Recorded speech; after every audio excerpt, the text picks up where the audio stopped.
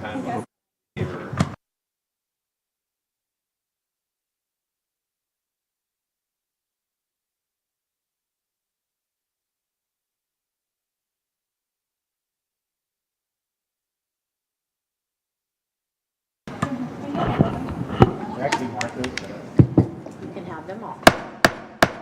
evening. This workshop of the Tomball ISD Board of Trustees is called to order at 5:34 p.m. Central Time. For the record, a quorum of the board is present. All trustees are in attendance tonight. Today's date is June 17th, 2005. The meeting is being recorded in accordance with Government Code Section 551.128. The main purpose of tonight's meeting is to receive reports from administration and to review the business agenda for the regular meeting, which will occur a little bit later this evening, following this meeting. Any action regarding items on the business agenda will be taken at the regular meeting. We do have a quorum of board members present. I do want to highlight that Mr. White had a previously scheduled family commitment and will not be here this evening. This is a meeting of the Board of Trustees that is open to the public. However, it is not a meeting of the public. Public participation is limited to designated times during the meeting for citizen comment for those that have registered to speak in accordance with board procedures. We ask for your cooperation ensuring that the meeting runs in an orderly manner. So I'll now turn the floor over to our Superintendent of Schools, Dr. Martha Salazar Zamora, to proceed with public hearing concerning the 2025-2026 budget. Thank you so much, President Dr. Pratt, members of the board, those of you in attendance tonight. We will begin with a public hearing. Public hearing on the 25-26 budget. Zach Bowles, our Chief Financial Officer, will lead us in this portion of our meeting. Thank you, Mr. Bowles.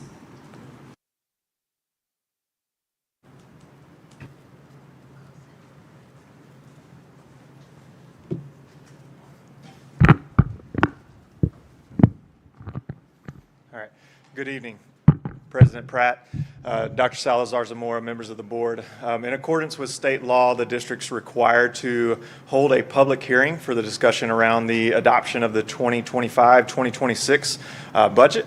And so tonight we'll do that. But before we get to the public hearing section of this meeting, I just want to take a little bit of time to discuss what occurred with the 89th legislative session. Recap what some of the major changes were, what those implications are for the district, and how they impact the 2025-26 budget as we move forward.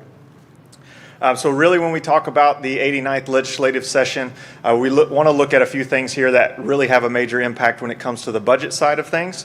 And so one of those is going to be a quick discussion on property tax reduction. And I say quick because we'll have a whole nother meeting when we adopt the tax rate in September, where we'll have the opportunity to really delve into what the state did as far as the homestead exemptions and the changes what impact that has when we adopt the tax rate. Then we'll really hit the teacher pay increases, the basic allotment increase, school safety allotment, and the allotment for basic costs. That'll be the primary bulk of the discussion tonight. So when it comes to property tax relief, what the state was able to accomplish, they passed 3 bills that impacted the exemptions for homesteads as well as business personal property. With Senate Bill 4, the homestead exemption is proposed to increase from $100,000 to $140,000. That does require approval by voters in the November election. But as we move forward with the adoption of our tax rate in September, we'll be adopting a tax rate under the assumption that that will pass. Should it not pass voters in November, then we have to come back and reissue tax statements with the corrected values. So this is very similar to what we did in 2023. It'll be a very similar process there. Under Senate Bill 23, the state also voted to increase the homestead or the exemption for your over 65 disabled taxpayers, moving that additional exemption from $10,000 to $60,000. And so now your over 65 disabled taxpayers, they have a total exemption from school taxes of $200,000 once the increase to the homestead exemption passes in November, or should it pass in November. Under House Bill 9, there was an increase to the exemption when it comes to business personal property, and so those are going to be things in businesses that they use to generate income. That's your furnitures, fixtures, equipment, vehicles. And so prior to House Bill 9, the exemption there was it had to be valued less than $2,500. So this significantly increases the exemption that's provided for business personal property up to $125,000. And then in addition to those, the changes in those exemptions, the state is continuing to fund and maintain the existing tax rate compression that we've seen since 2019. So I believe in this session, the total cost of maintaining tax rate compression that's been passed and has been implemented cost the state roughly $51 billion to maintain. And so that's the property tax relief side. Again, what it means to us as we move forward is that you continue to have an accelerated M&O tax rate compression. And ultimately that for us means that the funding burden shifts from the local taxpayer back to the state. So when they reduce down the maintenance and operations tax rate, that funding burden becomes the state's, and you see a benefit there for the local taxpayer. On the interest and sinking side, so your debt service side of this, with the increased homestead exemptions, that does reduce the tax base that we apply the interest and sinking side of the tax rate to repay our debt. But just like in the past, what they provided is a hold harmless provision so that with the reduction of or increase of the homestead exemption and a reduction in our tax base, we still see a benefit on debt that's been issued, and that's why in the last meeting in June, you saw the agenda item to go to the market in July to sell the first issuance or first piece of the authorization of the bond 2025 package. And so we're doing that in order to take advantage of that hold harmless that kicks in and takes effect in September. And so we'll be able to generate hold harmless funds for that first sale. After that, we don't get the benefit of the hold harmless. But again, that's just another method of how we manage the tax rate with our sale dates, with how much we sell, when we sell, and making sure that we take advantage of opportunities when they exist. Beyond our property tax discussion, there is the major discussion of the night, and that's the school finance bill. That was House Bill 2. That allocated and appropriated $8.5 billion for school funding, which focused heavily on the basic allotment increase, teacher support staff retention allotment, the creation of a new allotment for basic costs, and an increase to the school safety allotment that a lot of districts have been asking for. One piece that I don't have on here for discussion tonight is the changes to special education funding. The reason why I'm not bringing that into tonight's discussion is because it won't take effect until 26-27. And at this time right now, it hasn't been defined by TEA or the commissioner as to how that new funding is going to work. So just don't have a lot of information on that yet. We know that there will be new money. I believe there was close to $800 million allocated for increases in special education, but that new funding won't come into play until 26-27. So when we talk about the basic allotment and the increase that we received from the state this year, we got a $55 increase to the basic allotment, bringing it up to $6,215. Going into the session, most estimates put that the number needed to keep up with inflation since 2019 at around $1,300.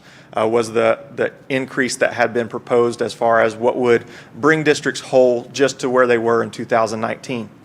So obviously we're a far cry from $1,300 with the $55 increase, but it is something, and it does have a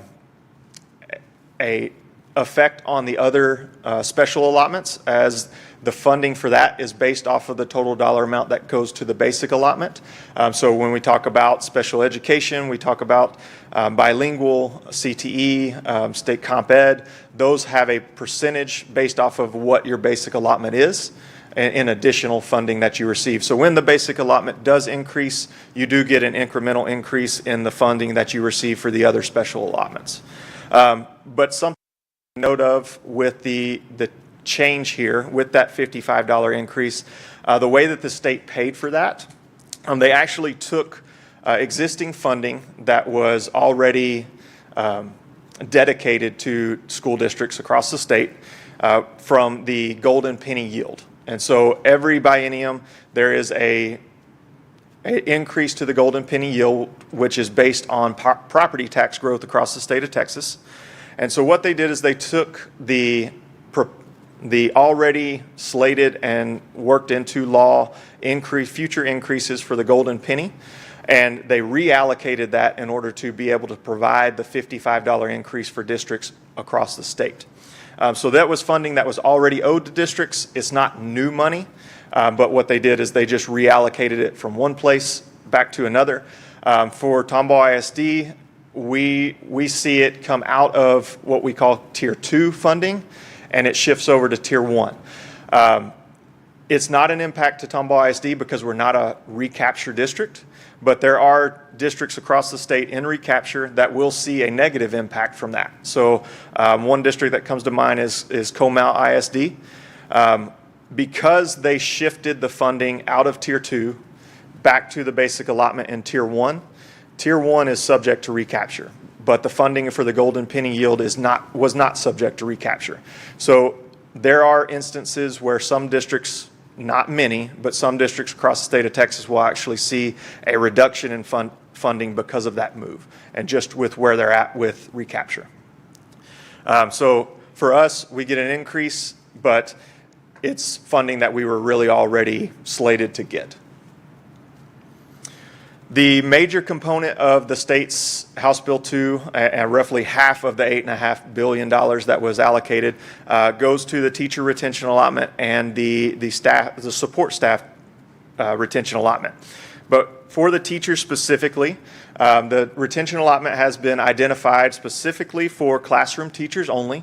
And so there is the definition that those classroom teachers are defined as teachers that are spending 4 hours or more in an instructional academic setting. And so we've identified who will qualify for that within the district.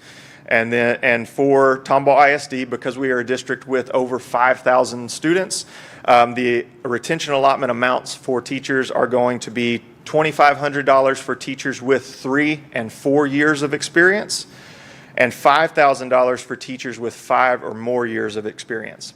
And so this is an annual allotment, first to implement the teacher retention allotment, and then in every year after that, the state has stated that this is an ongoing allotment that will continue to sustain those initial raises.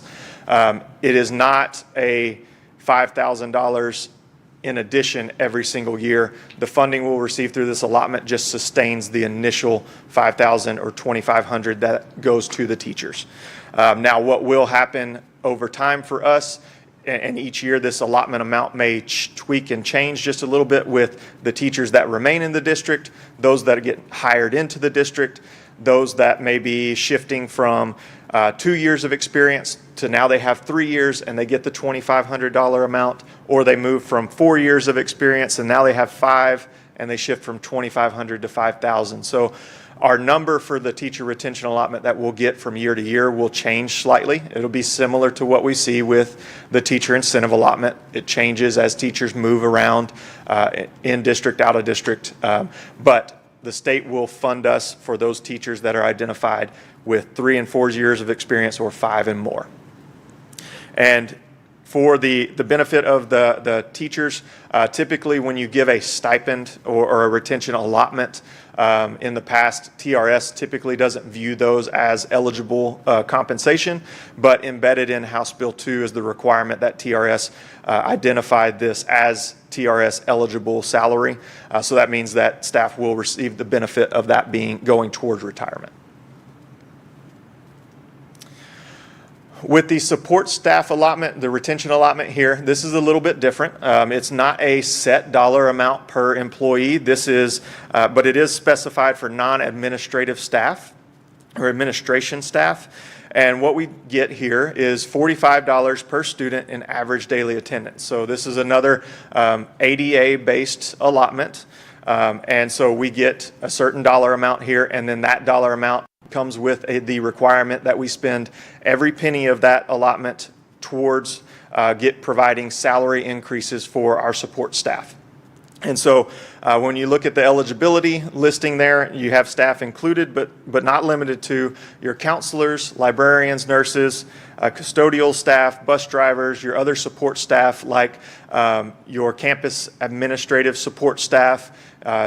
You have maintenance and all of that, and custodial as well as I mentioned there. And so you really encompass all of your support staff in our pay scales, and it leaves out the administrative staff, so it cannot be used for directors, coordinators, assistant principals, assistant directors, chiefs, assistant superintendents. You can't use any of the support staff retention allotment for those individuals. The newly created allotment for basic costs was really something that was thrown in towards the very end of the negotiations on House Bill 2. And this was in an effort to, I think, appease districts in a way that we're seeing all of the funding that was coming into House Bill 2 was directed in some manner towards specific use. The $106 per enrolled student, so no longer an ADA, but actually based on enrollment, was a way for the state to give districts a little bit of flexibility back in how they used this allotment. So there's a little bit of flexibility, but it also still comes with some limitations on use. So the $106 per enrolled student could be used for offsetting the cost of property insurance, utilities, transportation, or to pay for the TRS costs related to the mandated raises. So when we talk about the teacher retention allotment and the support staff allotment, the funding that comes with both of those does not include the cost that we have to pay for the district's required TRS contributions, our Medicare contributions. So the $5,000 that a teacher will get would go straight as a pass-through to the teacher. The additional expenses for the district were the district's to bear. So if the allotment for basic costs had not passed or been included in the bill, you would have seen the district would have had an associated cost with providing the mandated raises, essentially creating what we like to call an unfunded mandate. So we would have gotten some money, but not enough money to cover all the actual costs of providing the mandated raises. The allotment for basic costs gives us the funding to be able to cover that, as well as some other pieces of the existing budget already. And then the school safety allotment, this is essentially double what we had received in 2023, increasing the per student dollar amount from $10 to $20 in average daily attendance, as well as increasing the per campus amount from $15,000 to the $33,540. So we roughly double what we had received, and again, that goes to offset existing costs for our safety and security measures that we take here in Tomball ISD. So with all of the changes, with all of the new funding, from the $8.5 billion that's statewide with House Bill 2, for Tomball ISD, it will generate a funding increase of $11.8 million. $1.8 million of that tied into the increases for the basic allotment, along with the subsequent increases for your other special programs, what we call our mandated programs like special education, bilingual, CTE. There are some other smaller changes that were in there for CTE, the incorporation of JROTC students into the funding mechanism, as well as a change in funding for PTEC. So we picked up some funding, additional funding because of additional changes, smaller changes within House Bill 2. $630,000 for the safety allotment is the increase there. Again, with the teacher retention allotment, we pick up $6 million. That's an initial estimate from TEA and running our models as well, based on the previous PEMS. So just knowing that every dollar that does change, fluctuate up, down, that is a pass-through, and so that goes straight to your teaching staff. The support staff allotment at $880,000, and then the allotment for basic costs, again, that is a enrollment-based allotment of $2.4 million. So with that $11.8 million, what are we able to do with it, or what do we have to do with that funding when it comes to the expenditure side of the budget for 25-26?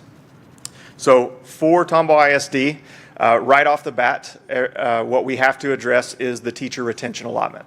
And so you see that number there at $6.3 million. The reason why that's a little bit higher than the $6 million I show in the revenue side is because on the teacher side, we also need to incorporate the pay step adjustment for teachers to ensure that they're meeting the Tomball ISD base salary. And then along with that, we have the proposed, and we'll get to this in the next screen or two, but the proposed beginning teacher stipend as well. So not only does the teacher retention allotment pick up the $6 million coming from the state to pass through for the teachers, it also picks up a little bit of what the district has to cover just from our standpoint of what we need to do for our staff. The support staff retention allotment, because there is the mandate to use every dollar of the $880,000 allotment amount to pass on as salary increases for the support staff, a 1% would not have met the spending requirement, but a 2% would. But unfortunately, with a 2%, we come up just about $100,000 short of what the state's allotment would pay for. And so at a 2%, the district side of that cost would be about $105,000. That's not covered by the support staff retention allotment provided by the state. We also have to ensure that we're in compliance with the Affordable Care Act. And so each year there are potential increases that are coming from TRS for health insurance. And along with that, we have to ensure that we're still meeting the Affordable Care Act standards and requirements to provide affordable health insurance for our staff. And so with there were increases to the health insurance plans with TRS. And so what we looked at was our ability to increase the medical contribution from the district by another $11, bringing that up to $346. $346 is the total contribution. That includes Tomball ISD's portion as well as the state's portion paid towards our staff's health insurance. So we were able to address an increase in the medical contribution and fully cover the current 25-26 projected deficit of $3 million that we talked about and discussed in the last meeting in May. So we are able to cover the existing deficit that the district had, as well as then provide a 1% general pay increase to administrative staff. And again, utilizing some of that allotment for basic costs to cover the additional benefit costs that are tied to the district's required TRS contributions on those mandated state pay raises. So of the $11.8 million, we use basically every single dollar of that just to accomplish those few things. So moving forward into just a little bit more in-depth discussion about the pay side of the 25-26 budget. When we look at the teacher pay, we are establishing a new teacher hiring schedule that incorporates the requirement to pass through the teacher retention allotment to our staff. We are including funding to ensure that our teachers their pay step is adjusted for the pay step that they are in to ensure that they're meeting the TISD base salary. And then we are providing the ability for those teachers with 0 to 2 years of experience with a beginning teacher stipend of $500. So what that looks like for our teacher hiring schedule or our scales there for 25-26, we did not make any changes to the TISD base salary. You see the separate column there for the teacher retention allotment, and this is really to ensure that we're providing transparency for our staff so that they can see it in the hiring scale to know, when do I get that $2,500, when do I get the $5,000, and what will my salary look like after that's incorporated. It also ensures that by having that separately there, we're being accountable when it comes to being able to make sure that we're reporting the correct numbers as far as the spending goes back to the state, and that we are able to keep track of when staff are changing through that teacher retention allotment. So when are they moving into the $2,500 level? When are they moving into the $5,000 level? And we can make the adjustments that are necessary and timely and make sure that everything's being tracked accordingly. So as you see there in steps, pay steps 0, 1, and 2, so 0 being a brand new teacher into teaching, no years of experience. Step 0, their base salary will come in at $61,000. But along with that base salary would be the $500 beginning teacher stipend. That would be provided, and it's documented there in the salary and benefits book, down similar to how we have our master's stipend and our doctorate stipend. And so it's listed at the bottom. We did not incorporate it into this scale, but it is a stipend that would be provided to those teachers in steps 0, 1, and 2.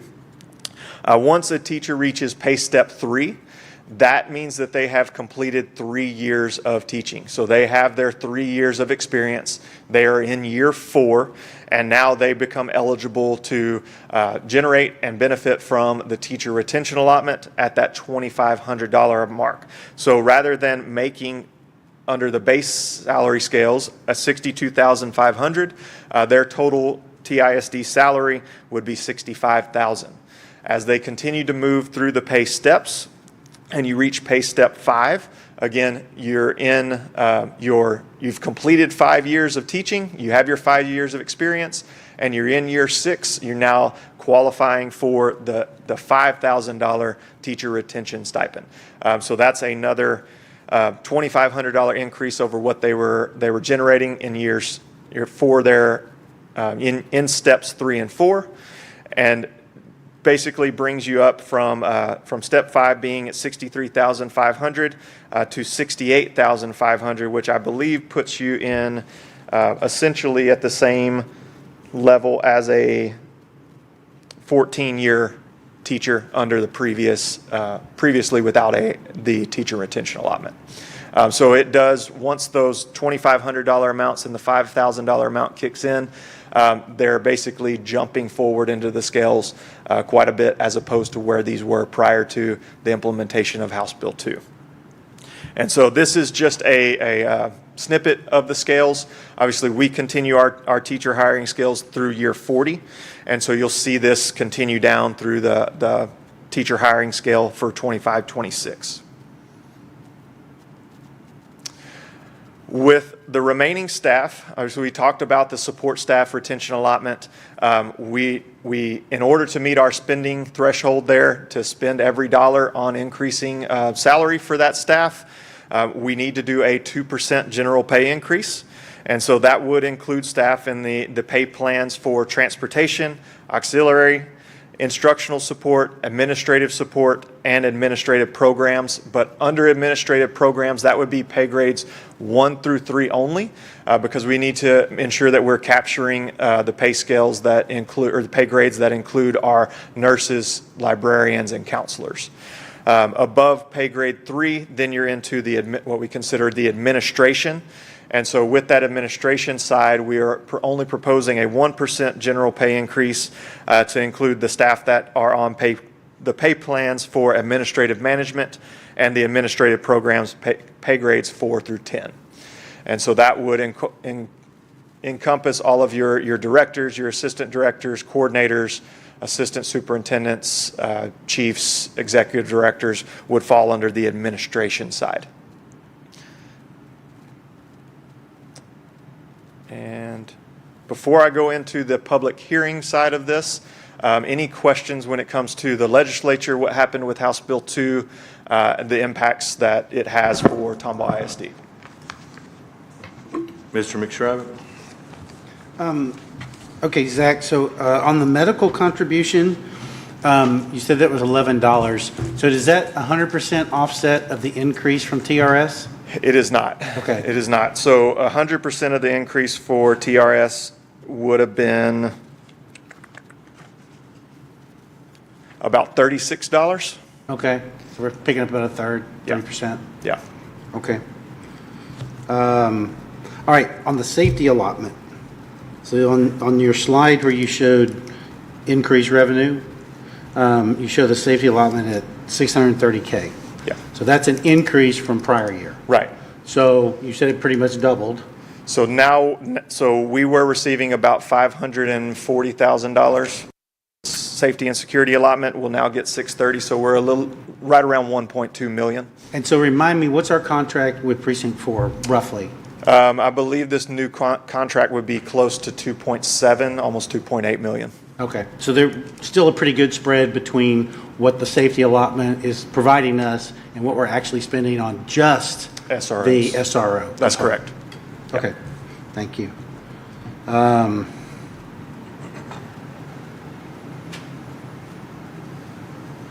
And I guess you mentioned that the allotment for basic costs covers a percentage of the TRS costs and other costs that are based on the increase in the raise for both teachers and everybody else. Correct. What you were calling could be considered unfunded mandate. Can you tell me what percentage roughly of the allocation for basic costs is consumed by that unfunded mandate, if you will? A little over $900,000. So of the 2.4 million, a little over $900,000. A third. Yeah. Okay, great. That's it. Thank you. We'll stay on my right. Mrs. Salem? I'll come Back to you. John's question about the medical. So our staff will be like $23 more. So it depends on what plan that they take. It's going to range between that number and maybe a little higher for family or children, spouse. So we contribute the same amount regardless of the plan that you choose. And so the contribution would go towards any plan that the staff member chooses to offset any increases that are there. So will they realize a raise, or will it just be basic wash because of the increase in their medical? It could depend on what they choose and what their selections are. At the lowest level, as far as employee only, the increase when we incorporate the additional $11 for the district, the annual increase that they would see would be about $300. Thanks, Zach. And that's TRS going up basically 26%, and we're trying to offset that as much as we can. Mr. Lewandowski? Yeah, Zach, maybe you could straighten me out or clarify something for me. It's my understanding that teachers will generate the increases in the year after they've completed the third year or the fifth year. Right. So does that mean, so I'm trying to understand this chart that you just went to. That means that a teacher would have to be going into her fourth year or their fourth year Yes. before they actually can be able to get this. That's correct. So they have to have completed 3 years of teaching, so have 3 true years of experience and be in their fourth year before they generate the funding and generate their teacher retention allotment. So when you look at our schedule here, that's why you see it kick in at 3, because step 0 equals, when they complete step 0, their first year, they've got 1 year of experience. Okay. Once they complete step 1, that's 2. And once they complete step 2, they've completed 3 years. As they move into step 3 in our scales, they're in their fourth year where they're generating that teacher retention allotment. So do we have a plan to educate our teachers on how this is going to be implemented and what they can expect? Yes, sir. We have communication that will go out tomorrow, and then we'll continue with the dialogue, because it's a lot to digest. It's a lot of information, a lot of moving parts, depending on the specificity. Of course, always our human talent department will be available if they have any questions and really need to understand it, even beyond the information that is sent to them. Okay. Thanks, appreciate it. Mrs. Cracky? Can you go back to the limited use allotment slide? That one.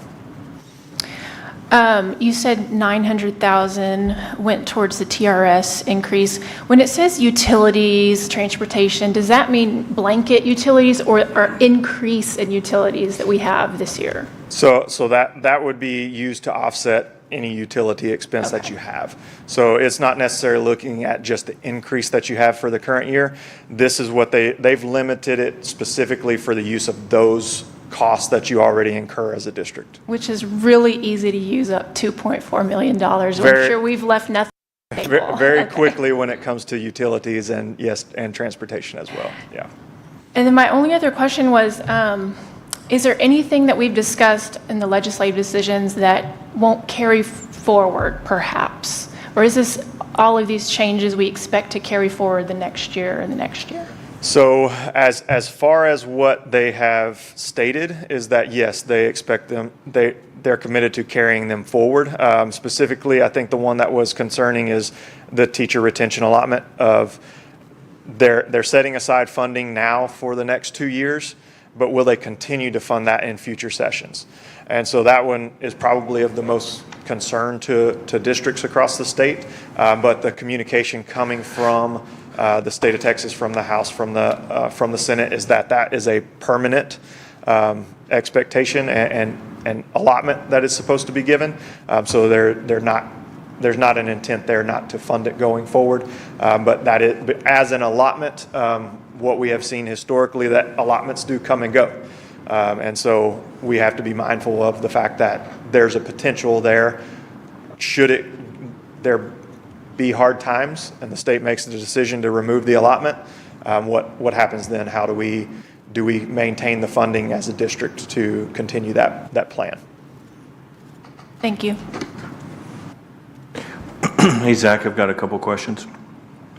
On one of your slides where you talked about attendance, during this legislative session, there was some discussion about enrollment compared to attendance. And many school districts, to include Tomball ISD, made the case that we have to plan for enrollment. The reality is we have X number of students that will likely enroll, and then we have to staff and have the infrastructure to support that. But the word attendance is what seems to have made its way through the legislative results here. Enrollment is not being considered in any of this. It's just attendance, correct? That's correct. So only the allotment for basic costs was based on enrollment, but everything else is as it was based on average daily attendance. So Dr. Z, we're running a business here. Any message that you continue to communicate on the importance of attendance, we are on a fine line between a deficit budget and a balanced budget here. Yes, sir. You're presenting, I think, a balanced budget coming up. Yes, sir, But we we are. run the risk of spending more than what our enrollment is if we don't have, the attendance equal enrollment. And so any Correct. message you're putting out, I fully support and would encourage between now and August, we put out hey, we're paying teachers, we got all these costs.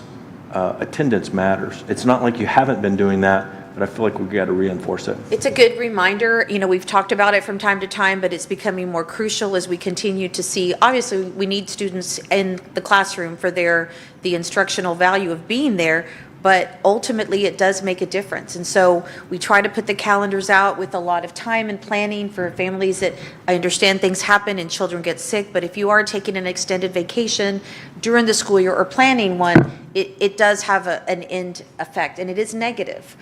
So that is important that families understand that, and our district overall. And as a board member, I will be happy to take the criticism for anybody that says, well, Tomball ISD is interested in the money.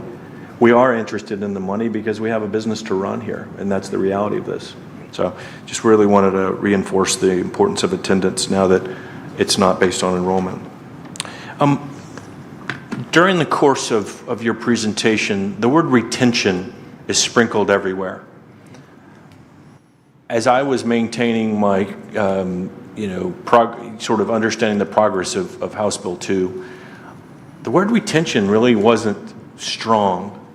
And I don't really like the messaging of retention. It's a weird word for purposes of giving teachers a pay raise and giving support staff a pay raise. word retention something we're using locally, or is what is written in the bill and they in the end use the word retention? They've written that into the bill. It's specifically labeled retention allotments. Are there Okay. any stipulations? Usually when you have retention, there's some type of stipulation that you have to remain for a certain amount of time. Do they have that in the? No, they do not. No.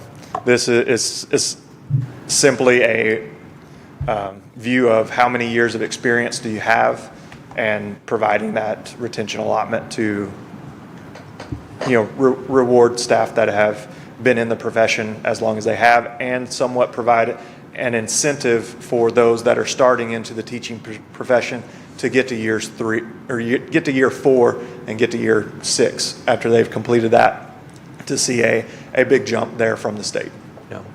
It's just the word retention doesn't fit for me. I mean, we're trying to bring up the salaries of teachers and support staff to meet what I would describe as their market value. We're clearly not there yet. This is a step in that direction, but to me, it's a wrong mindset to think that we've got to provide pay to retain folks. It's just my personal view. Last question.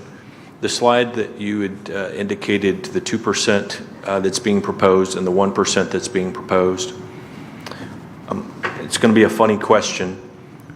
Is there anybody in the Tomball ISD community, is there any population that's not being proposed to have a pay increase? Funny question, but I'm looking at, is there any population in your staff, in your team, 2,700 folks, what is it? Is it 2,700? It's almost 3,000.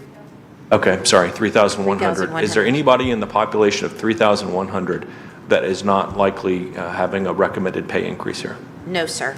There is a touch point for every staff member in the district. Okay, thank you very much. Thank you.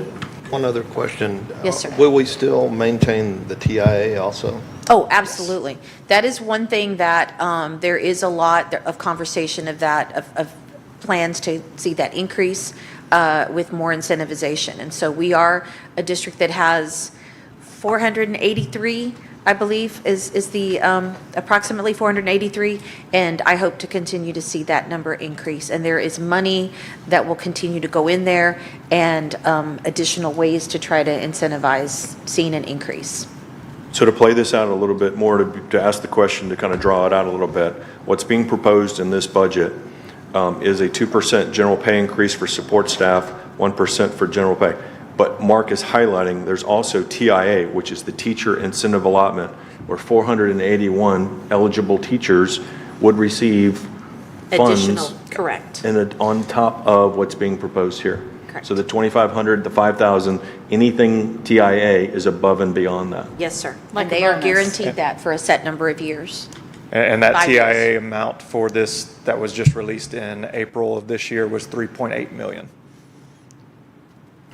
And that will be part of your that will be, okay. I'm It was trying to on. make I sure saw the we're light. trying to make sure we're on recording here. That will be included in the communication that goes out. Yes, sir. That's all part of your total rewards package. Correct. Okay, thank you. Correct. And that is very exciting. Of course, that isn't every staff member, but everyone is touched. There's a touch point here for every staff member, and we do know there is an additional almost 500 staff members seeing significant increases as well. Of Mrs. classroom Salem, teachers. Mrs. Salem, your light came on, and then Mr. McStravick. Yeah, I have a quick question on the graph. That one. So it says new hire set salary in the right-hand column, but if a teacher's been here 10 years, are they going to get the additional 5,000? It's just not for Yes. new hire? That's correct. This is just our hiring schedule when Okay. people are hired in the district. If you've been in the district for many years, then you've benefited from the general pay increases that that the board has provided in the past. And so your base salary currently is probably going to be pulled away from what we're showing as the hiring base now. But that teacher is going to generate either the 2,500 or the 5,000 in addition to what they're already making. Okay, Yeah. thank you, Zach. So with TIA, give me the range again of what our teachers were were allocated? The high end, I believe, is 17,000. The low end is 3. Is that accurate? Yeah. So from 3 to 17,000, it's in 3 different quadrants. Yeah. Okay. And is that per year, Martha, or is Per that? year, yes, ma'am. Guaranteed for up to 5 years. So kind of going back to Mark's point, and then Michael just brought it up again, we've had these conversations about the way out in the public or the private sector, where you have a total comp type of. Sure. Of Compensation. Yeah, it's a piece of paper that's given to you by the HR, whatever. So do we have that built into our HT? They do see their salary showing. But is it a total comp type thing where it shows kind of, now we got all this so. other stuff, so it'd have like a base salary and then the retention allotment, and is it broken Then with out? all the new ones, thank you, Claudia, if you don't mind, just to make sure we get that. I'll let you. Go ahead, just pull it down. Yes, sir. Okay. On the salary confirmations, we list, here's your base pay, here's the raise. You also receive additional life insurance. That's one time your annual salary and the district contribution of what the medical is if they take the medical. And it So is all they'll- broken down. So they'll see all that, and will you change that to where they'll also see the retention allotment? Yes, sir. Okay, so it'll have base and retention raised, whatever, but it'll break it out for them? Yes, sir. Okay, great, thanks. Thank you.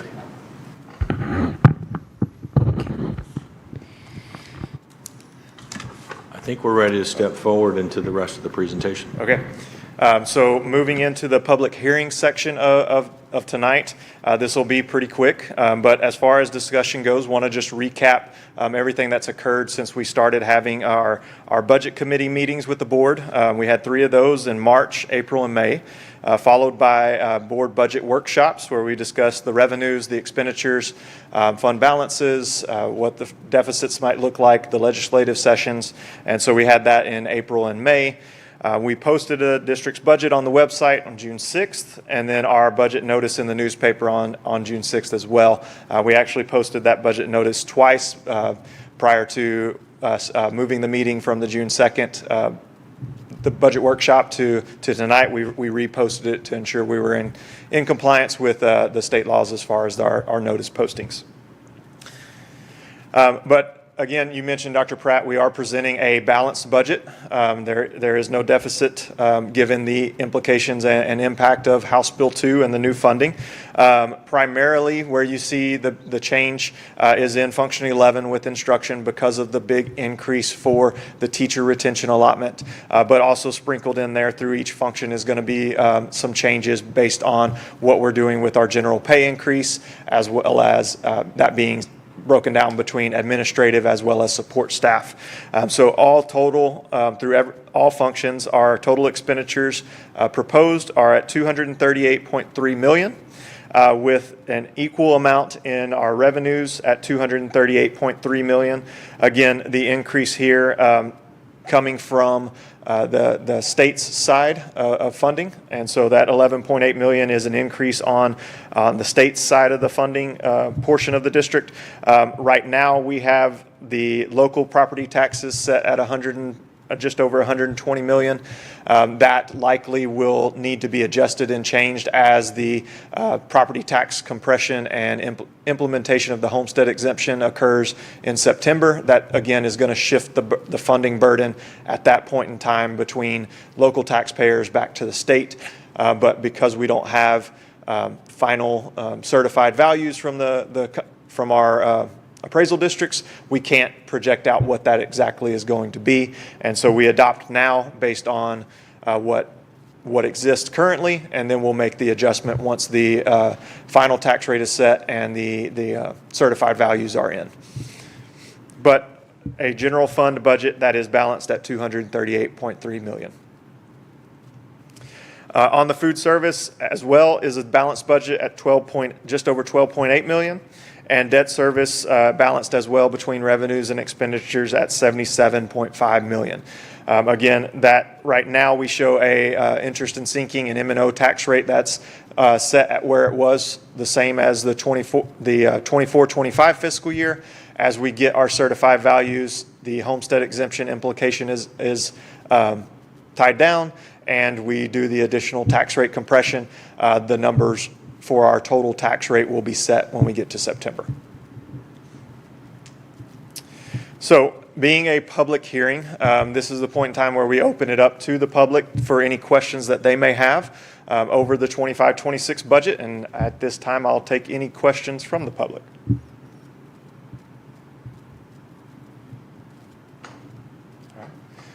Any further questions from the board? Hey, Zach, let's talk about the slide where you presented the general fund, indicating on the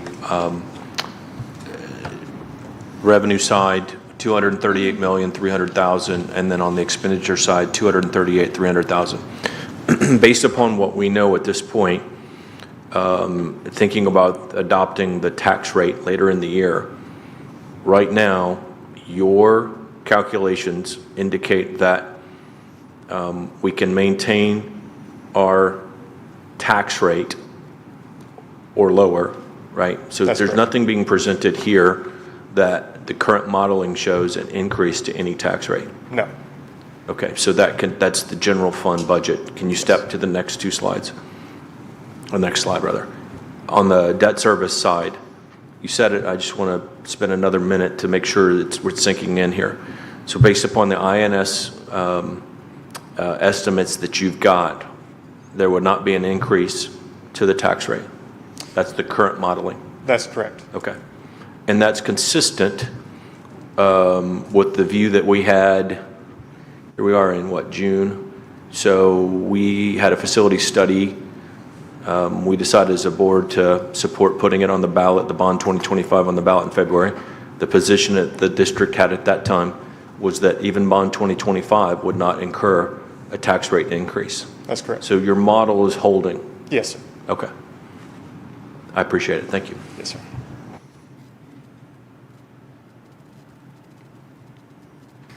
Okay, hearing no further questions, I thank had you so one- much. Oh, Just there one was quick question, Okay, sorry. So sorry. The last two, we've had to unfortunately pass a budget deficit. So, but we had set aside money from future boards that were smart to set aside. With this balanced budget, are we able to put money back into that account? With the best projections that we have and the modeling that we have, we'd be using every dollar of the new funding increase to balance the budget and with what we have and provide those additional increases that are not covered by the state mandates. So based on the current guidance and the modeling that's coming out of TEA, TASBO, the Texas Association of School Business Officials, Moat Casey, we would generate just enough to make sure that we balance the budget. Okay, thanks. Yep. So Tina just said, maybe a little differently, this budget doesn't require us to tap into any reserves. That's correct. We don't have to tap into any previous savings that we've accrued or would need to tap into. No, it does not. Is that fair? Yeah? Yes. But at the same time, it'll get us closer to our policy that requires us to maintain 25% of the budget. So we have a little bit of headroom right now, and that'll just reduce it down a little bit. Right. Seeing no further questions, thank you so much, Mr. Bowles, appreciate that. There are no public comments on agenda items. Let's stick with you and let's go right into Okay. the reviewing Thank the you. business agenda. So is there no public comments? Thank you so much. Then I will continue to review the business agenda for this evening. We have one consent agenda item to approve the budget amendments and revised projected balances for major funds. Then starting with considered agenda, So Martha, let me go back for a second. When I looked at that, it seemed like to me that was amendments to the new budget? Okay, because it has up at the top 25, 26, or at least I saw that. So it's not. It's to our current budget, right? the one consent agenda item. Yes, that should be just some final functional changes for the current 24-25 budget. Okay. You may have just seen the year, but it is for the current year. But you do have probably there in the backside that ties to the release of the CTE and strategic plan funds. Yeah. That's going to be the 25, 26, Okay, but you that'll could have be been- after we approve. the budget, yes. Okay. So, okay, Got it? yeah, got it. Okay, very good. Then under considered agenda, first is to approve the 25-26 salary and benefits book. Do I have any questions? I got a couple. Okay, so that's the red line. Thank you very much for the red line. That is just for you, Claudia, Mr. yes. Stravic. But I did have a question. I benefited from it too, Thank- though. okay, I'm so glad. See, it's growing. Yeah, I like the red line as well. This whole board will benefit from your redlining. So what I did notice, though, was the head coach for tennis at those high schools. I didn't see what it was before. It wasn't struck. So what were we moving from and to? It was approved mid-year. It went from 8,000 to 10,000. It just never was corrected. And when we caught that, we listed it in red, so you were aware of the change. Okay. So just a Okay. correction that needed to be put in writing. Okay. And then wanted to go back. I noticed there was the addition of the metal detector concourse monitor. So that would be at the stadium. Correct. We had outsourced that last year. So are we putting this in because we're thinking we're not going to outsource, that we're going to do that in-house, or what's our thought process?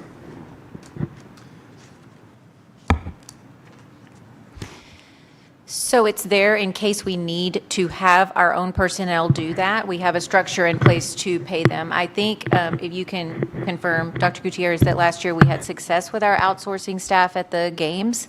And so if we continue with that, then that mechanism is just in place so that we have the pay structure. If someone had to supplement, if there was a special event, we have that pay approved to know what to pay them. Okay, okay.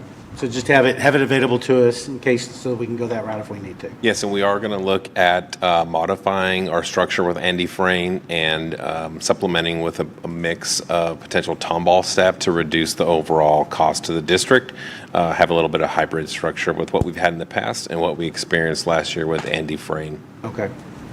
And then the third thing was bus drivers. Yes. So maybe I was looking at something wrong. It looked like a driver was $14 an hour, but a trainee was 18. So I'm just curious about the spread there. And then there was something about standby driver or something was like $2. Is that $2 over and above? I didn't really appreciate So all there are a that. couple differentiating factors there. So when you come on and we're training you, you don't have a CDL, there's a decreased amount. One, that's because you still are in training, and it also incentivizes our drivers to accelerate through the process to get to a full-time CDL covered driver, which then you would go from a driver in training to a regular bus driver.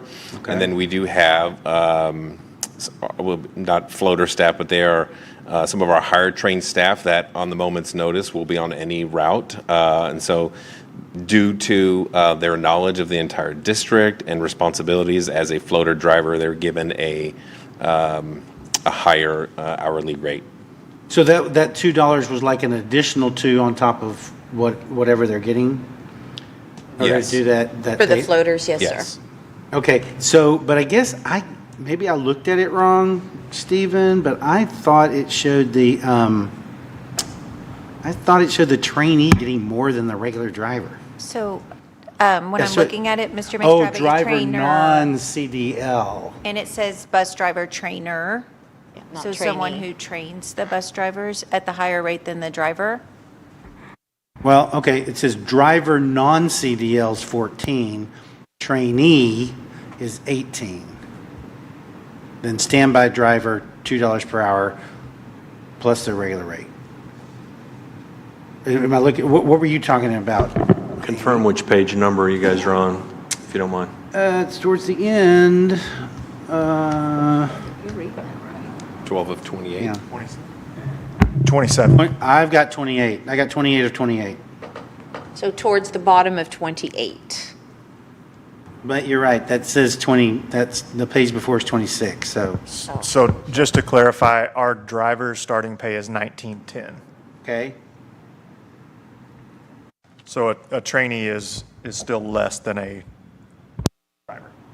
Okay, so trainee's less than the driver, and then the driver non-CDL Is less. is less than that, the 1404. Okay. In a non-CDL, we do have some drivers that drive our white fleet, and so that could be also a specific designated route for someone who's a driver, but non-CDL, so they don't drive a regular school bus, but one of those white fleet buses. Gotcha. Just to build on John's question, so $19.10 is our advertised hourly wage for bus drivers. I know some surrounding school districts have a higher hourly wage. Do we feel like we're competitive? Continue to strive to be competitive and incentivize in various ways, but we continue to look at the market, and this, we do have, you will have a full report in August on transportation, and at this point, staffing seems to be going quite well. Anything additional, Dr. G? I think you hit it. Okay. I have one quick question about, since we're on transportation. Since it costs so much to train new drivers, do we do anything that they have to stay on for so long after we train them, or can they get trained and then hop over to somewhere else for more money? Unfortunately, we do not have a stipulation that requires a certain amount of time with us, and so that is a common practice. Unfortunately, that we do have some drivers attempt to go to a different industry, maybe, a truck driver or, private practice. We do have folks come back and realize, the grass is not always greener, and sometimes we have employees come back to the district to join. Have we ever thought about having them make a commitment? Because I we believe we train them? discussed that. I'm not sure if there's, if we can add that stipulation just for contractual reasons. Good point, though. We can certainly discuss it. Any other questions? I was going to ask as well, why is the tennis coach supplement so much higher than all the other sports? Actually, we brought it up too because it was under some of the others, and so when it was found, it was corrected, I believe. It may look like it's higher than the others. They actually teach, it's two sports. One is individual, and then the second is team. And so there's two UIL recognized seasons. And so this actually, their stipend previously was lower when you look at it per sport, per season than all the other coaches. So this was in line to. It's more when you look at like the number of weeks of the year that they're actually coaching. Right. Okay. Yeah. It's basically the entire year, 2 seasons. Okay. Hearing no additional questions on item A, I'll move to item B. To approve a general pay increase for 2% for all support staff of the midpoint value in the district pay schedules as adopted in the salary and benefits book for 25-26 fiscal year. I read it all in this conversation because I wanted to make sure that everybody understands for this group, and you have that identification on a handout that's in front of you, so you understand everyone that is included in item B for the 2% for all support staff. Any questions? And certainly, Martha, we have a history of once the legislative cycle settles, if there's an opportunity to do something more or different, we have a history where we have entertained that discussion and we have made amendments to that. It's not a commitment that I'm making here, but as the funding settles, you and the CFO are able to take a look at that. If there's something more we can certainly do, we as a board would certainly entertain that. Yes, sir. I appreciate you mentioning that. I know we discussed it with yourself and the Vice President, Mr. Lewandowski, in agenda review. In the past, we have had that happen where we've been able to come back and say, look at this or look at that. And that's something that we'll certainly be discussing if there's an opportunity, if anything changes favorably or something in which we can do something differently and do more. Always want to give our staff as much as we can, but I am very grateful that this board has every year seen that our staff does see a pay increase, because we know some of our neighbors and other colleagues throughout the state haven't had that every single year. So I think that's important that I know I personally appreciate that as superintendent, working with the board that works even when we're trying to do what we can to balance our budget to ensure that all of our staff sees an increase of some sort. Hearing no additional questions, I'll move to C. Item C is very similar. However, it is just a 1%, approve a general pay increase for 1% for all administrative staff, this being just administrative staff, at midpoint value in the district pay scales as adopted in the salary and benefits book for the 25-26 school year. And before I ask for any questions, I would point back to the question that Dr. Pratt just had. In the event, this is not something that we generally do, and it is not something that I actually would prefer. I don't enjoy having to have a split, but I understand at this point it is something that is necessary to have a balanced budget. If we're able to revisit it in the future, I would certainly ask that we do that. But at this point, it is a 1% general pay increase for administrative staff. Are there any questions? Hearing none. Item D is to approve the 25-26 budget in the amounts proposed by fund and function. The first item is for the general fund.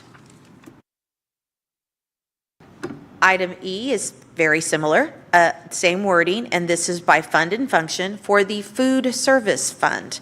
As you all know, Whitney and her team, Kevin and others do an incredible job under the direction of Dr. Gutierrez, and very grateful that we have such talented staff members in that area.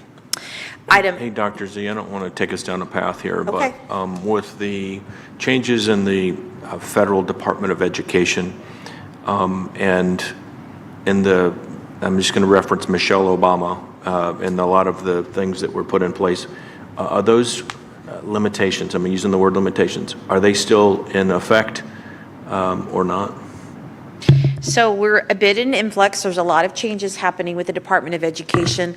We're monitoring them closely, but as far as seeing anything truly solidified, I don't think we've received any direction as far as this is actually going to happen. We've been told a lot, even to the point of the dismantling of the Department of Education, but even that hasn't truly come to fruition. Okay. So we will definitely continue to monitor that and I just keep you want our abreast. food to taste good. I do too. Yeah, and we actually, if you ever get a chance to go eat in one of our cafeterias at any level, our food tastes very good. I sometimes will just go ahead and have lunch there. Thank Not you. breakfast too often, but lunch for sure. But I think a lot of that's not Department of Ed, though. Isn't it coming out of Ag, Department of Ag? It's probably a cross between, yeah, definitely we work with the Department of Agriculture. That's fair. Through- I probably through, over-referenced it. But when you reference Michelle Obama, though, Yeah. I think a lot of her recommendations went through the, Ag department. yeah, Ag. Yeah. That's fair.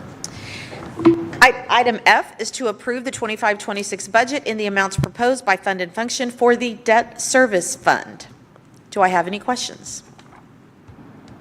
Were we not going to go through the packet at all that was attached to D, E, and F?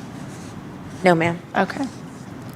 I was just going to ask like a general, for those on the budget committee, just kind of like a summary of kind of some things that were discussed in your meetings. I'm sure you looked at all of these numbers at a deeper level, like the packet that we were given attached to our board books.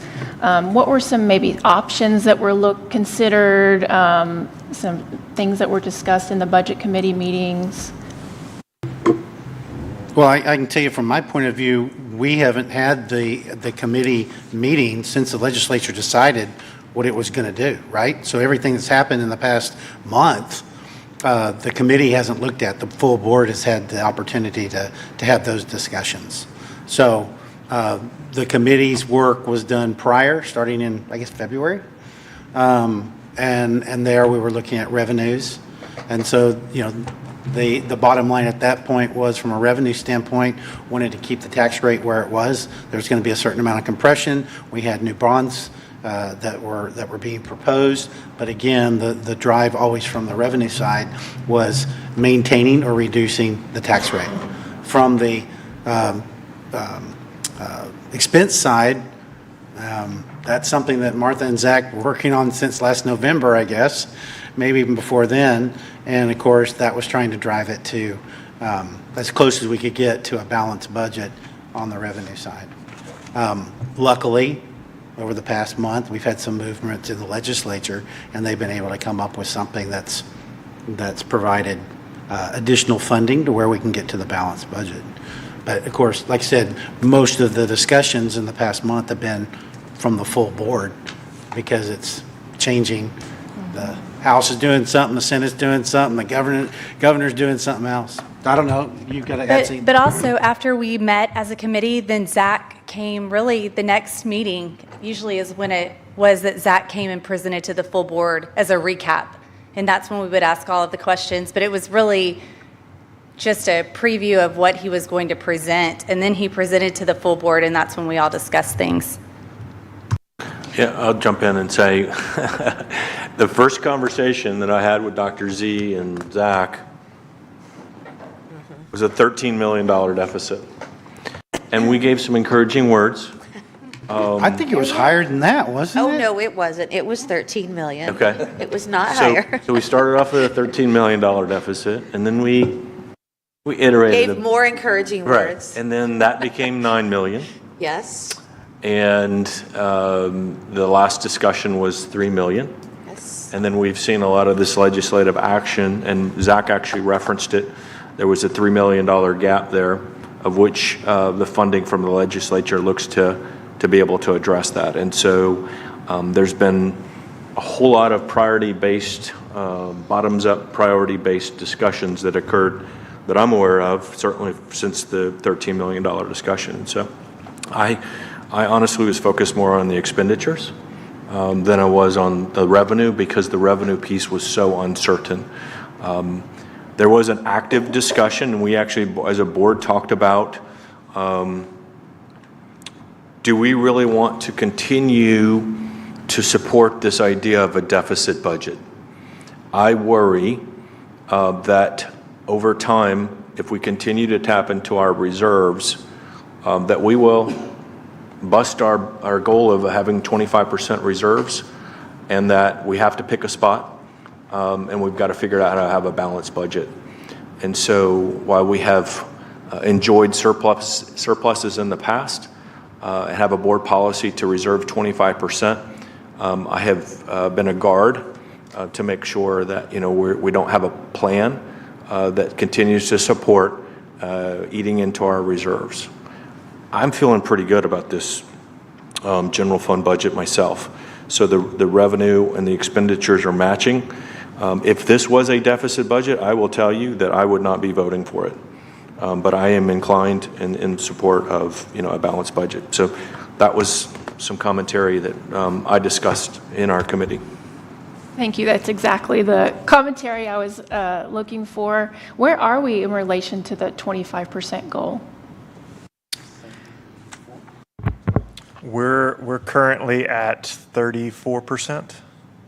So we're above our 25%. That's required by board policy. And that's 25% of? That is 25% of the next year's budget. So The two, so we would be looking to end 24-25 with 25% of the 25-26 expenditure budget. okay. Does that 25% include the debt service piece? No, debt service is separate. No, that's general fund. And just for complete context, the intention of the board policy at 25% is to ensure that if we have I don't want to use the word catastrophic, but if there's some gap in our funding, that we are self-sufficient for a period of time. So 25%, the run rate of 25% is 3 or 4 months, right? Can we sustain ourselves for 3 or 4 months? And so that's the intention. And that's not a unique thing for Tomball ISD.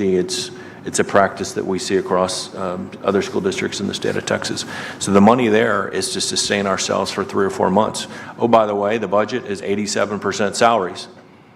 So I talk about stay awake at night, right?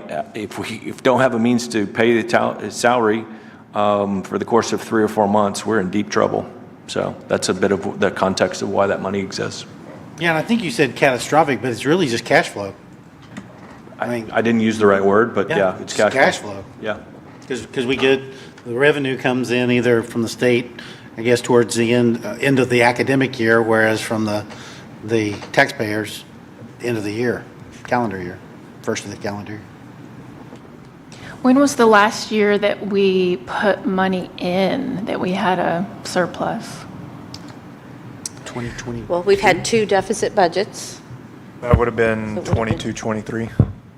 We had a surplus. The way I kind of hear it is that the legislature only bumps us up not every session. It seems like maybe every 6 years or something.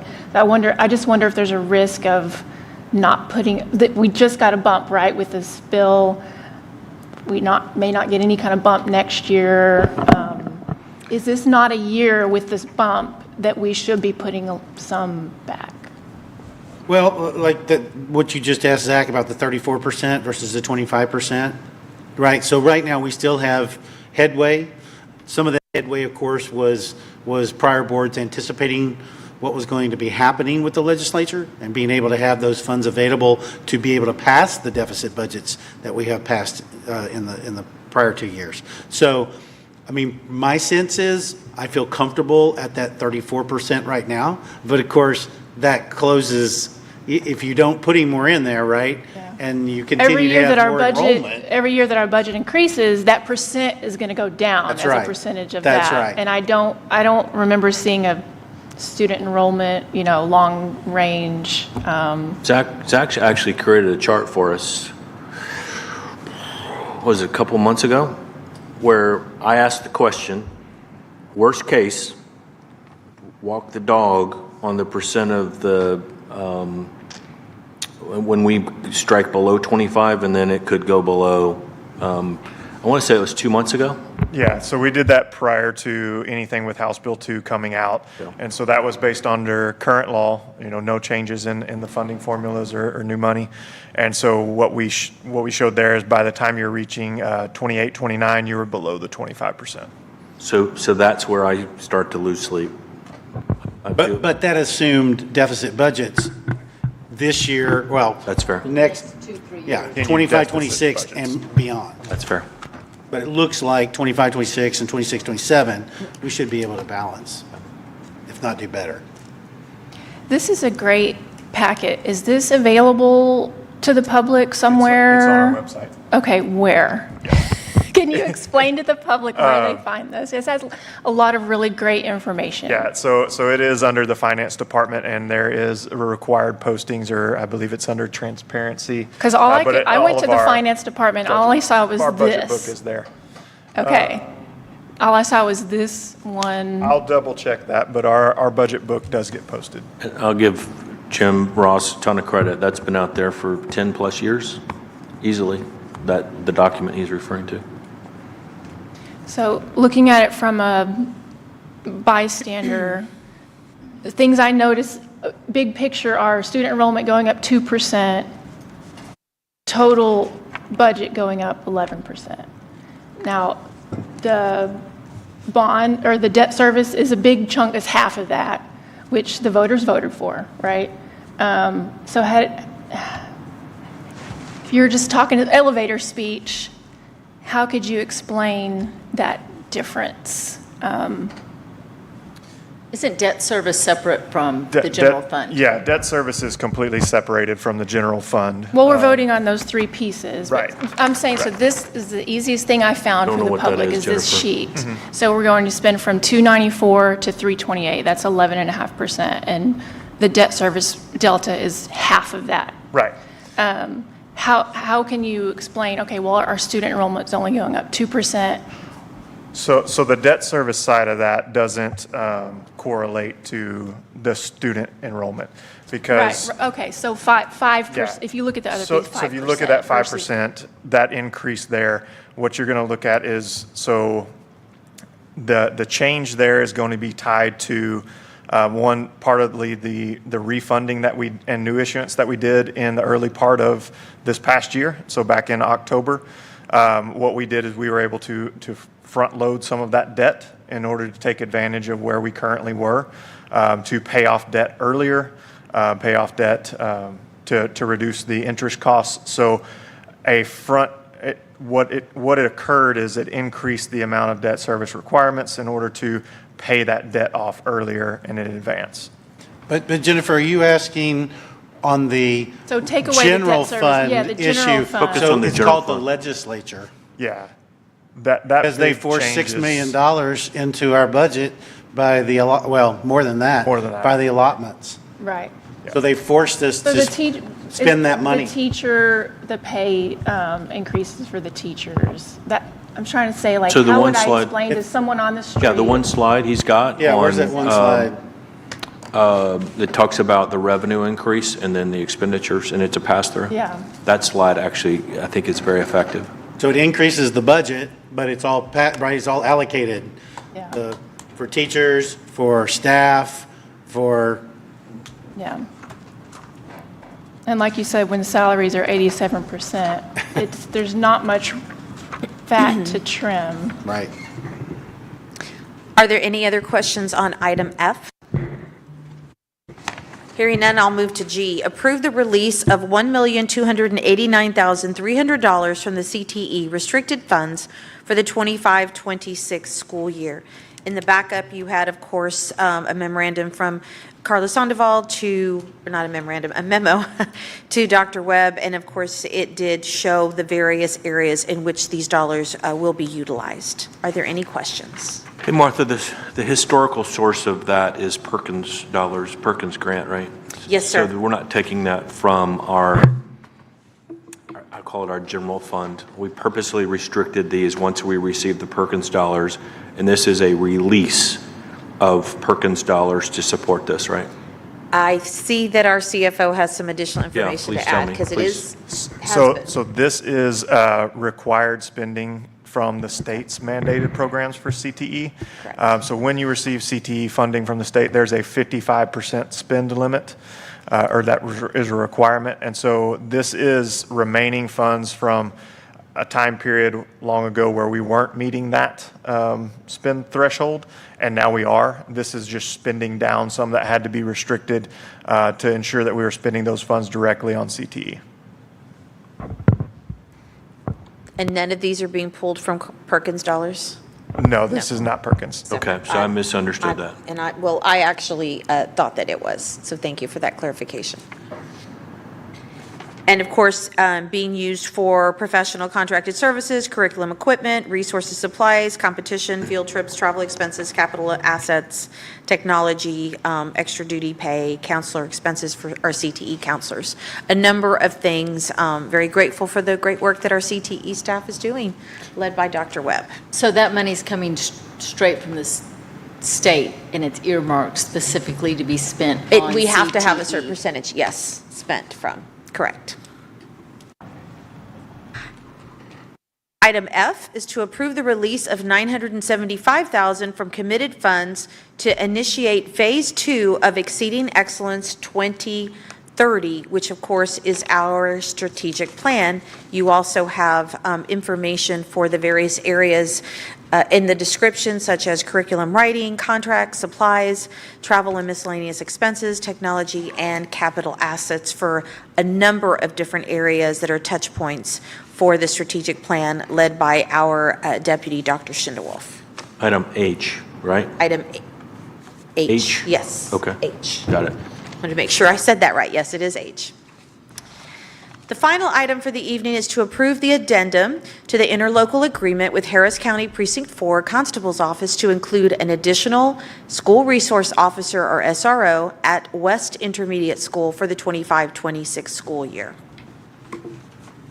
So Martha, that's going to be, we're still in an October timeframe with them, right? Uh-huh. So we'll come on, it'll be an amendment to the existing contract for a couple months. We pay 100% for those couple months. That is exactly right. It's a little unique because our calendars don't align. Right. So we have to work through that with them. But as you've heard me say quite a bit, and I think you all hopefully will echo, we have been so pleased with our relationship. We have a fine example right here. Very grateful for the service that they've been able to provide, moving from the city, which we also enjoyed a great partnership, but we grew, as you know, very quickly, and then the legal requirement was there, and so I'm grateful that we're able to partner with people that have the same mindset of safety first. But we'll do this amendment, and then Yes, sir. sometime in Fall. September-ish, we'll see the new contract Most for likely another 12-month September. period. Absolutely. You are exactly right. Okay, Good thanks. memory. If this passes, what's our total SRO count? 31. Yeah, this will be the one. 31. So going from 30 to 31? Yes. And if you recall, in 2019, we had 5. I mean, that wasn't that long ago. Sure. So things have changed since 2019, but sometimes I think, wow, that's a lot of, there's been a lot of changes since 2019. So the part about us paying 100% in August and September, I think in the memo it said that would be the same next year for opening Tomball West. Yes, ma'am. And we'll have multiples there. Since we know we're opening Tomball West, though, so that's planned, can we not get that in their budget that starts on October 1st, that their last 2 months of next year would be at? Can we not, can we plan ahead for that and get? We do plan ahead, but I do think it has to do with the way the contract is written. Holly, can you shed some light? Because I know we had talked about that in the past, and I think they're very specific about when I'll have you speak to this. They are very specific. They have kind of a template agreement that they use, and we haven't been able to make really any changes to it. And so they operate on a different fiscal year as us, and they do require us to submit an amendment. And they have for the past, because I think last year we added we added West Elementary, and we've increased each year, but they do require us to do an amendment for the new officer for that short time frame, and then we add that to the main agreement that will come about probably in August, is usually because it takes a couple of months to go before y'all, and then once y'all vote on it, then it goes to the Commissioners Court, and they have to vote on it as well for it to be in place by October. If I can add to that as well. So those are some of the contractual limitations. If you just think about it from a business standpoint, we'd be asking the county to hold an employee for 10 months while we only needed it for 2 months. And this is theoretically an employee that they don't need, that they are hiring exclusively for the SRO program for Tomball ISD. So they're unable to put it in their plan, though, that they'll need It's to not hire one to unable to, last? it just wouldn't be sound business sense to hire someone that they technically didn't need for our benefit. But next August, can that Yeah, not be? but I think the other thing is the reason that there's a reduced rate is because they can utilize the SROs for other purposes in the off months. When you hire someone to come on, they're going to be hitting the floor running in August, and August, September, they're going to be 100% dedicated to us, so they want us to cover 100%. The only reason you can get a discount for a 12-month period is because we don't need the officers, all the officers, during the summer months. Correct. So So right they now, can utilize them for their own business. they're doing Harris County business minus the SROs we have on contract for summer school, thus the 70-30 split. I think the spirit is, if Tomball ISD can do it, heck yeah, Tomball ISD will do it. I think the reality is Harris County's got a particular way of doing That business here. seems the gist of it. And it's their paper, and we're playing in their situation, so it's very frustrating at times. Are there any additional questions? If not, I will turn the meeting back over to our president, Dr. Pratt. Okay, so at this time, no one has signed up for public comments on non-agenda items either. At this time, we do not have any intentions to go into a closed meeting unless there's something that's arisen that I'm not aware of. Correct. No, Okay. sir. Okay, so we will not be pursuing a closed meeting. So at this point, now create an opportunity for my fellow board members to provide any comments as we look to wrap up this workshop meeting. I'll turn it over to my fellow board members. I'd just like to thank Zach and his group for putting together the budget, working through everything, and the presentation you did tonight. Very good. Thank you. Okay, with that, we will now move to a motion for adjournment. Is there a motion? Second. Motion made by Mr. Lewandowski, seconded by Mrs. Salem. All those in favor, please signify by raising your hand. Motion carries unanimously. Meeting is adjourned at 7:03 p.m. Need to get my 2 additional in. Thank you.